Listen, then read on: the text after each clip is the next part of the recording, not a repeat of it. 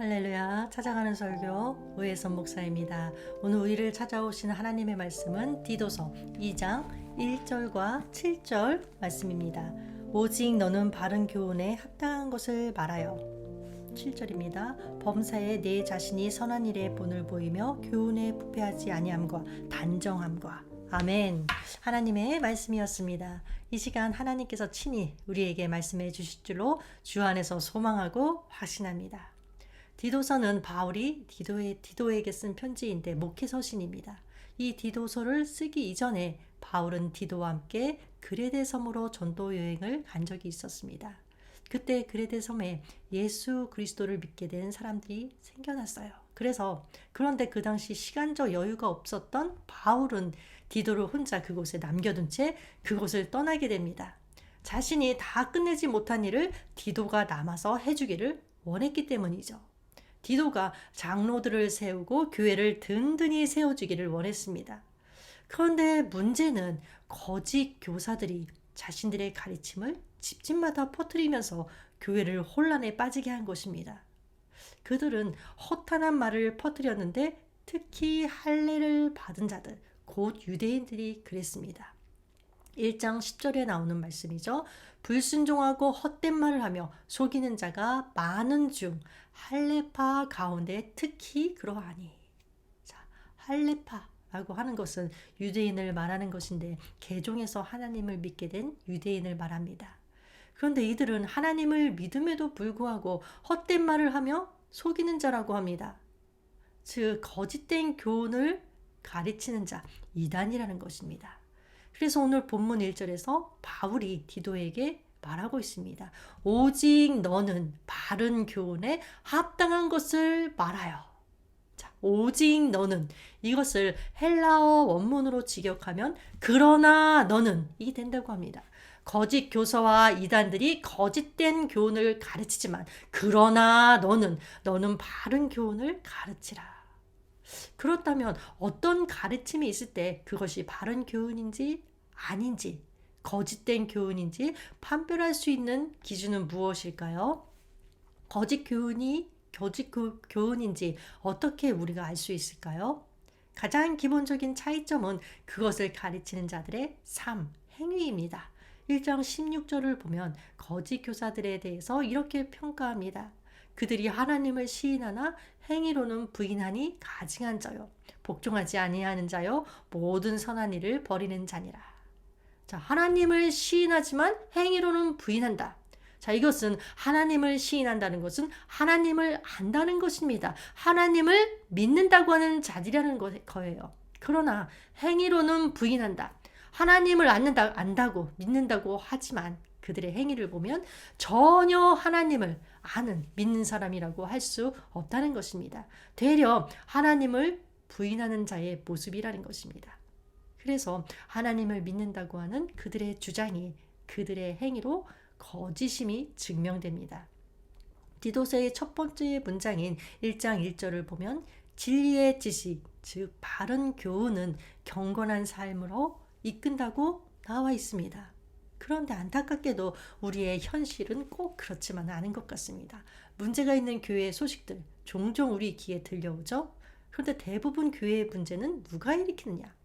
목회자, 기도 많이 하는 사람, 성경 많이 읽는 사람, 직분을 가진 사람들이 일으킵니다. 이것은 진정한 경건에 대한 정의가 잘못되어 있기 때문에 생기는 현상입니다.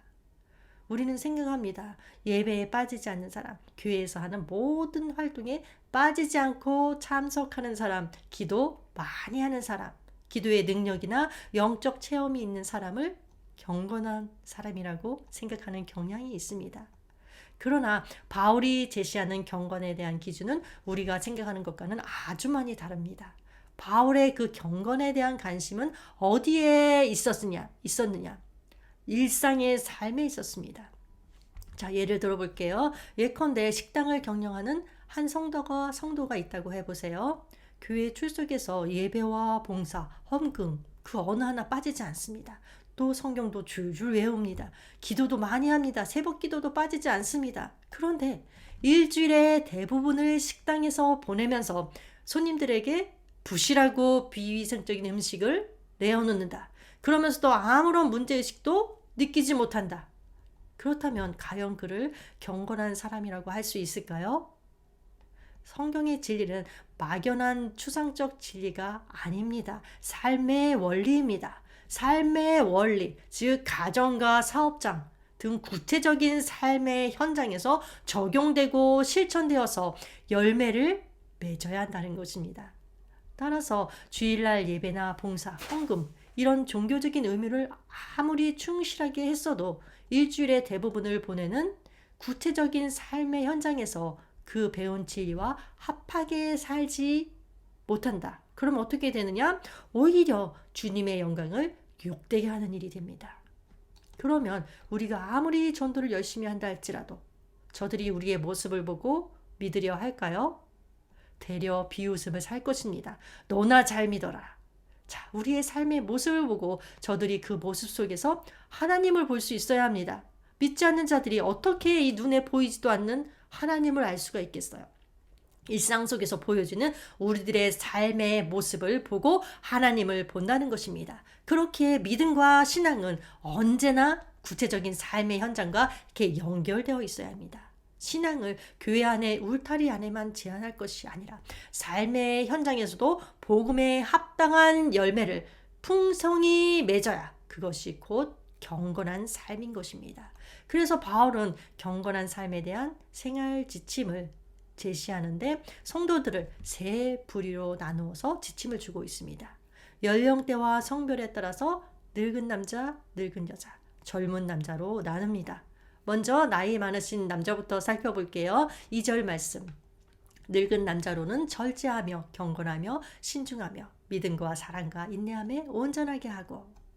나이가 많은 남자 성도들에게 특별히 절제, 경건, 신중, 믿음, 사랑, 인내를 강조합니다. 노년층의 신자들은 많은 경험과 연륜으로 인해서 언어와 행동에 무질서하기 쉽습니다. 그래서 절제를 가장 먼저 제시하는 것 같습니다. 절제와 함께 다른 덕목들을 잘 쌓으면 다른 사람들의 존경과 사랑을 받게 될 것입니다. 두 번째, 나이 많은 여자 3절입니다. 늙은 여자로는 이와 같이 행실이 거룩하며 모함하지 말며 많은 술의 종이 되지 아니하며 선한 것을 가르치는 자들이 되고. 자, 이 여자들은 남자들에 비해서 매우 실천적인 교훈들이 나옵니다. 먼저 바울은 행실의 거룩함을 말씀하고 있죠.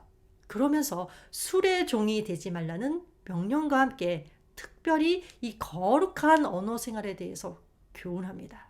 모함하지 말며. 자, 이는 아마도 남자보다는 여성들이 더 많은 말을 하고 그럼으로써 여러 쓸데없는 비방이나 거짓말들로 인해서 문제가 생기기 때문일 것입니다. 자, 그렇다면 여성들은 언제나 침묵만 하고 있어야 할까요? 그렇지는 않습니다. 사도 바울은 불필요한 수다와 비방 그리고 모함을 그칠 것을 명하지만 대신 더 적극적이고 바람직한 언어의 길을 제시합니다. 그것이 무엇이냐? 나이든 여성도들이 젊은 여성을 가르치는 것입니다. 특히 2장 전체를 보면 사도 바울은 디도에게 나이든 남자와 여자 그리고 젊은 남자를 가르치라고 되어 있지만 젊은 여성을 가르치라는 말은 하지 않았습니다. 아마도 이는 디도가 젊은 목회자였기 때문일 것입니다. 따라서 이러한 젊은 여성을 가르치는 몫은 누구냐? 나이든 여성들의 책임이 되었습니다. 4절과 5절 말씀이죠. 그들로, 그러니까 나이 드신 여성도분들이죠. 젊은 여자들을 교훈하되 그 남편과 자녀를 사랑하며 신중하며 순전하며 집안일을 하며 선하며 자기 남편에게 복종하게 하라. 이는 하나님의 말씀이 비방을 받지 않게 하려 함이라. 젊은 여자들에 대한 교훈은 가정을 충실하게 돌보게 하는데 주안점이 있습니다. 이렇게 될 때 하나님의 말씀이 불신자들 사이에서 비방을 받지 않게 되기 때문입니다. 자, 세 번째, 젊은 남자에 대한 교훈입니다. 6절, 너는 이와 같이 젊은 남자들을 신중하도록 권면하되. 바울은 디도에게 젊은 남자들을 향해서 신중하도록, 즉 자기 제어를 잘 할 수 있도록 권면합니다. 젊을수록 혈기와 야망이 넘칠 뿐 아니라 육체적 욕망을 제어하기가 힘들기 때문일 것입니다. 그런데 한편으로 다른 계층에 대한 권면과 젊은이에 대한 가르침을 비교해 보면 한 가지 이상한 점이 있습니다. 그것은 가르칠 것이 더 이상 없을 것만 같은 나이 드신 남녀 성도에 대해서는 여러 가지의 교훈 목록을 제시했습니다. 그런데 반면 누구보다 많은 교훈이 필요할 듯한 젊은이에 대해서는 신중함, 자기 제어, 자기 절제 하나만을 강조하고 있다는 사실입니다. 그러면 이토록 중요한 신중함, 자기 절제는 무엇을 의미하는 걸까요? 한마디로 말하면 보다 큰 목적과 장기적인 이익을 위해서 지금의 단기적인 욕망과 이익을 물리치라는 것입니다. 이를 잘 보여주는 예가 성경에서 나오는 예, 바로 다윗과 사울의 예입니다. 다윗은 자신을 해하려는 사울이 완전 무방비상대에 있을 때, 그때조차도, 그래서 부하들이 지금 당장 사울을 제거하자고 충동했을 때조차 하나님의 의를 위해 스스로를 억제하며 이를 물리쳤습니다. 그래서 다윗은 인간의 힘이 아니라 하나님의 섭리를 통해서 완전하고도 의로운 왕위에 오르게 되었습니다. 반면 사울 어떻습니까? 이러한 자제력이 없었기에 목전의 영광과 이익만 위하다가 결국 모든 것을 잃고 말았습니다. 그런데 불행하게도 인류의 역사는 처음부터 다윗의 길이 아니라 누구의 길? 사울의 길을 쫓아왔습니다. 자, 태초부터 이미 아담과 하와 사단의 유혹에 빠져서 스스로를 절제하지 못하고 더 큰 욕심을 부림으로써 받았던 모든 영광마저 잃고 말았습니다. 그리고 그 이후 인류는 줄곧 그 속성을 이어받아서 근신하고 절제하는 대신 오히려 어떻습니까? 방종과 타락의 길을 걸어왔습니다. 그렇기에 사도 바울은 비단 젊은이뿐만 아니라 남녀노소의 모든 성도에게 이러한 절제와 근신을 명하고 있는데, 문제는 이러한 절제와 근신이 결코 하루아침에 이루어지는 것이 아니라는 사실입니다. 따라서 이를 올바로 체득하기 위해서는 무엇보다도 젊을 때, 아니 어린 시절부터 제대로 배우고 훈련되어야 할 필요가 있습니다. 때문에 사도 바울은 젊은이에 대해서는 신중함, 자기 제어하는 것, 이 한 가지만을 강조하면서 디도에게 직접 모범을 보이라고 말씀하고 있습니다. 자, 7절 말씀이죠. 7절 말씀.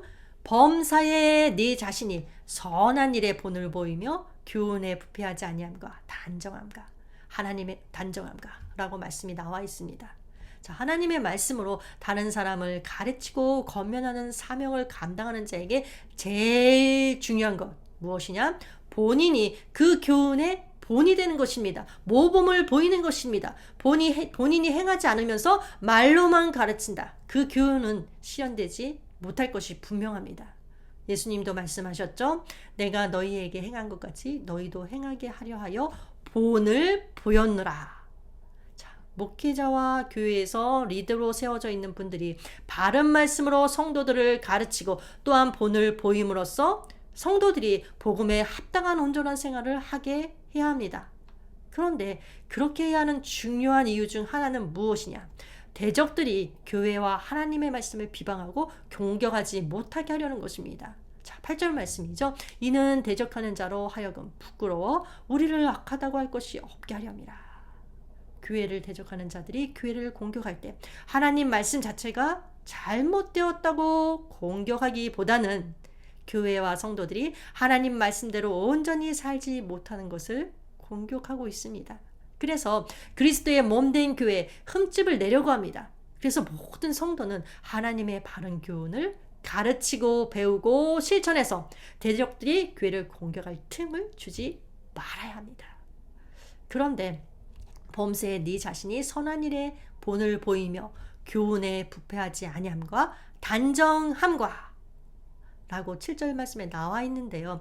여기에서 단정함이란 단어의 의미를 한번 생각해 볼게요. 단정함으로 번역된 헬라어는 원래는 엄숙함이나 진지함이 그 본래의 의미에 더 가깝다고 합니다.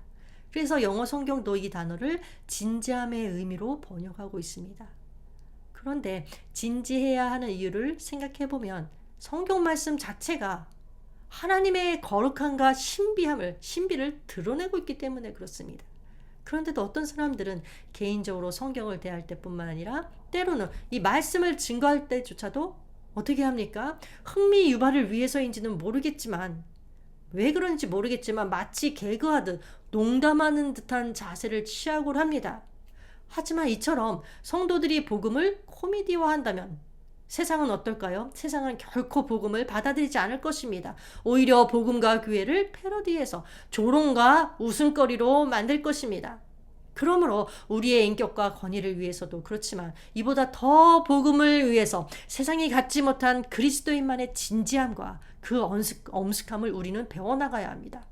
자, 누가 진정으로 하나님의 뜻에 합당한 사람인가? 이것을 판단하는 기준은 누가 기도를 더 많이 하느냐, 누가 성경을 더 많이 알고 외우느냐, 이것이 아닙니다. 누가 더 성숙한 신앙인격을 가지고 바른 삶을 살고 있느냐에 있습니다. 사실 경건이란 그리 복잡하지 않습니다. 중요한 것은 교회 안에서 이루어지는 활동이 우리의 경건함을 판단하는 기준이 될 수 없다는 사실입니다. 참된 경건은 예배당 안에서가 아니라 집과 사무실에서, 내가 처해 있는 어떤 장소에서 드러납니다. 우리의 일상의 삶을 말씀대로 변화시켜가기 위해서 우리 모두 애쓰게 되기를 바랍니다. 그래서 정말 진정으로 주님께서 기뻐하시는 자들이 되기를, 주님께서 말씀하시기를 너는 내 사랑하는 자라, 내 기뻐하는 자라 라고 말씀하여 주실 수 있는 우리 모두가 되기를 주 안에서 축복합니다. 기도하겠습니다. 하나님 아버지, 참된 경건이란 어떤 것인지를 오늘 배웠습니다. 저희들이 복음을 제대로 알고 그 복음을 일상의 삶 가운데 잘 펼쳐내므로 세상이 하나님을 보고 믿는 구원의 역사가 일어날 수 있도록 은혜를 허락하여 주시옵소서. 예수님의 이름으로 기도합니다. 아멘.